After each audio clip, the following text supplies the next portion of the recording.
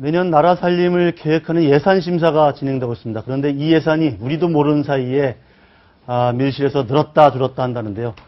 이상희 세명대 교수, 정철진 경제평론가, 배승희 변호사와 함께 관련 이야기 나눠보겠습니다. 안녕하십니까? 네, 안녕하십니까?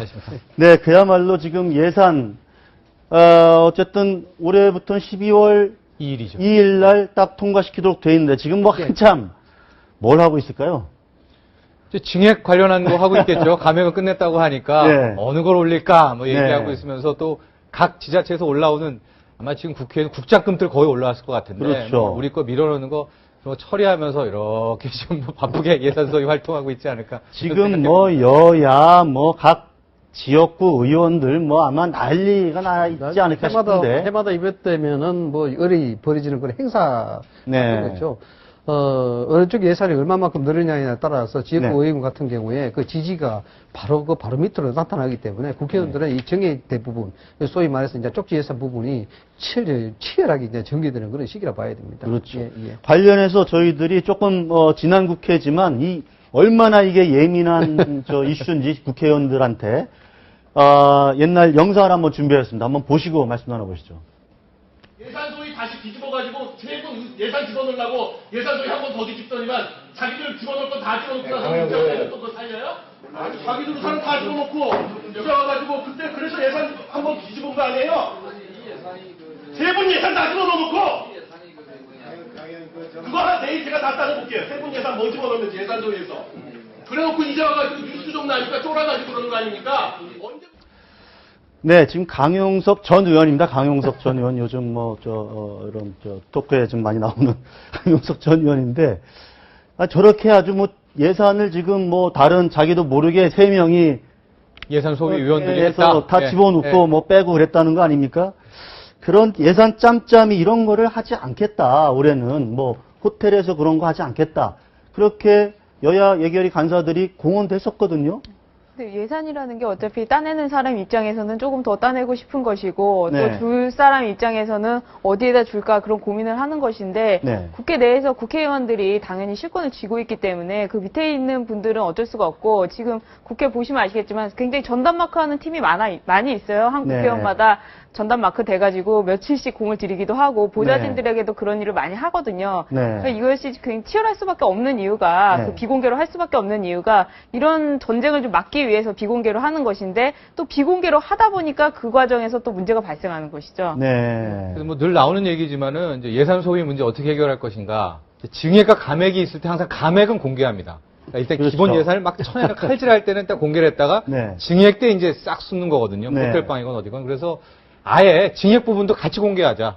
그러니까 예산 소위 활동을 네. 감액, 증액을 다 공개해가지고 그냥 지켜보게 하자.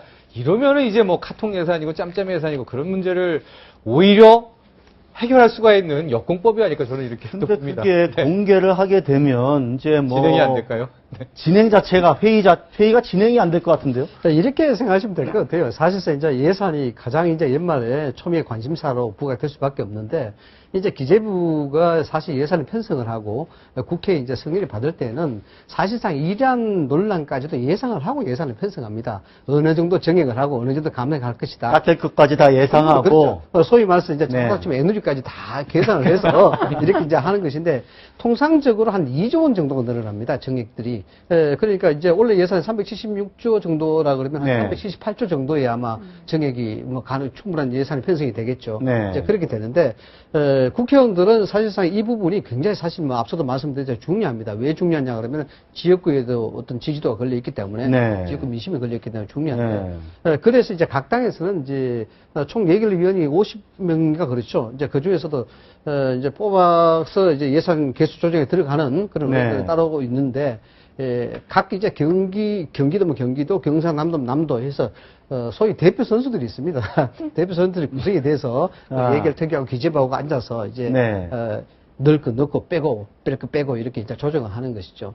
그런데 이제 이래 생각할 필요는 있습니다. 우리가 이제 짬짬이 예산 그래서 이제 국회의원들이 저렇게 하면은 뭔가 국민 정서에 반한다, 잘못된 것이다 이렇게 하는데, 물론 그런 부분들이 좀 비도덕적으로 보이긴 합니다. 네. 근데 이제 예산이라는 부분을 생각하면은 이 다리를 놓고 도로를 건설하고 건물을 세우고 뭐 이런 것들이죠. 이런 것들이 실질적으로 의원 개인의 이름으로 하는 건 아니죠. 네. 놔두게 되면은 결국 이제 국가에 대한 그 예산으로 쓰일 수밖에 없는 건데 그걸 네. 좀 참 자기네들 생색낼 수 있게 많이 가져가겠다. 이런 점 때문에 이제 많이 치열하게 이제 다투는 것이 아니 이제 그래서 저희들이 이제 언론이 무리하게 뭐 예산을 끼워 넣었다 뭐 이런 보도를 하면 예. 각 지역구 의원들이 우리는 비판하는 기사를 쓴 건데 지역구에선 그거 다 저 카피해가지고 돌리거든요. 그렇죠. 이 정도 노력했다. 이렇게 열심히 이 노력했다 정도 해서 노력했다. 그죠. 상이 뭐라고 그래야 되죠? 그걸 홍보용 자료가 홍보용이 되죠. 된다는 거예요. 그러니까 이제 우리 뭐랄까 국가 전체를 놓고서 좀 적재적소에 예산을 잘 효율적으로 배분하는 그런 어떤 시스템이 안 돼 있고 그렇죠. 예, 예. 뭐 다 같이 이전 투구하듯이 예산을 그렇죠. 따오는 다 같이 거라니까. 국가 발전을 위해서는 공익적 예산이죠, 사실. 네. 의원 개인이 쓰는 것이 아니고 네. 다 그렇게 쓰는 것인데 방금 네. 우리 앵커님께서 지적하셨다시피 어느 부분이 더 중요하냐, 어느 부분이 불필요하냐 이 부분에 대해서 과학적이라든가 체계적인 검토 없이 단지 의원들의 생색을 누가 많이 낼 수 있고 누가 더 실세냐 여기에 따라서 쪽지 예산이 주고 왔으니까 이 부분에 대해서 문제가 된다는 것이죠. 예. 이게 뭐 조금 다른 얘기지만 그 뭐 통영함 있지 않습니까? 네. 통영함이 오늘 이제 예. 그 시운전을 네. 지금 아마 하고 있을 겁니다. 그래서 우리 그렇죠. 국방부 풀기자단이 내려가서 네. 그 영상을 찍어서 아마 잠시 후면 올라올 텐데 사실 이렇게 예산이 엉뚱한데 잘못 쓰이고 있기 때문에 사실은 문제 아니겠습니까? 예, 통영함 얘기가 나왔으니까 말인데요. 네. 지금 시운전하는 그 자체에 대해서도 네. 실은 이면을 읽어야 된다는 얘기가 굉장히 많습니다. 이 통영함이 거의 2년 가까이 어딥니까 대우 옥포 쪽에 그냥 진수신경 있다가 해놓고 그냥 방치돼 있었죠. 왜냐하면 뭐 음파 탐지기니까 구조함으로서의 역할을 절대 못하기 때문에 아예 띄우지도 못했거든요. 네. 근데 왜 느닷없이 지금 2년 동안 묵혀있던 통영함을 왜 트냐? 왜 운전 시동 걸었느냐? 지금 나오는 해석은 뭐 그렇지 않기를 바랍니다만 네. 이제 방산비리 하도 박근혜 대통령께서 이거를 네. 밀어붙이니까 네. 일단은 돌리자. 운전을 해가지고 슬쩍 배 한번 시동 걸어보자라. 그러니까 미리 좀 빠져나갈 구멍 만드는 거 아니냐는 얘기, 그런 지적도 있거든요. 아니 그런데 예. 저게 그럼 하여간 뭐 이 눈은 안 보이지만 어째 움직일 수 있는 거를 그냥 계속 방치를 해둬야 되는 이걸 거지. 이제 보니까 대체적으로 보니까 네. 통영함이 비례 온상이긴 하지만 움직이는데 전혀 무리가 없다. 뭐 이거 아니겠습니까? 네, 그래서 네. 군의 전력상 빨리 투입을 해야 된다. 이런 당위성 때문에 지금 이 상황에도 넣어야 된다는 건 이제 넣게 되는 것인데 역으로 생각해 보면은 핵심적인 전력 부분 다 빠져 있지 않습니까? 사실. 네. 그런데 그걸 운항을 시킨 데서 무슨 전력이 도움이 될 것이냐. 이 부분이 예. 참 아이러니한 예, 부분이죠. 그래서 일각에서는 그 기존에 노후화된 광양함이라는 배를 이제 취하는 거죠. 퇴역시키고 예, 예. 교체를 할 수밖에 없는 상황이다 나와야 이런 됩니다. 건데 뭐 일각에서는 지금 다른 걸 또 뭐 살려고 그런답니다. 군에서 해군에서 다른 걸 살 필요가 너무 절박하다. 그래서 지금 이 상황에서 눈 안 보이는 통영함이라도 띄워야 되는 상황이다. 그래서 구조함이 음파 탐지기 안 그런 되고 꼼수 아니냐 뭐 네, 이런 네. 비판도 예. 지금 네. 그러니까 예. 우리 앵커님도 계시지만은 네. 제가 이런 말씀 좀 드리고 싶습니다. 사실상 물론 군이 안보에 절박한 심정이야 충분히 있겠죠. 그게 없으면 국방 의무가 하는 거 아니죠. 네. 그런데 이 방산 비리라는 게 사실상 오래전부터 있어 왔었던 일입니다. 단순히 위에 방사청장이 바뀌고 또 임원 몇 바뀐다 해서 이게 될 문제가 사실 아니에요.